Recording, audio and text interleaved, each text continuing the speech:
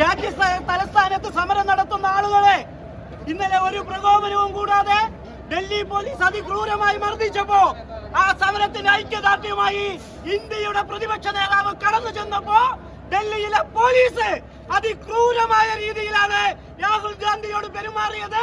ഈ രാജ്യത്തുടനീളം ജനാധിപത്യം ഉള്ളിടത്തോളം കാലം രാഹുൽ ഗാന്ധിയുടെ ചോര ഓരോ തുള്ളി ചോരയ്ക്കും ഈ രാജ്യം പകരം ചോദിക്കും. അതിന്റെ ഭാഗമായിട്ടാണ് ഈ പാലക്കാടും ജില്ലാ കോൺഗ്രസ് കമ്മിറ്റിയുടെ നേതൃത്വത്തിൽ വളരെ പെട്ടെന്ന് ഒരു പ്രതിഷേധം നടത്തിയിരിക്കുന്നത്.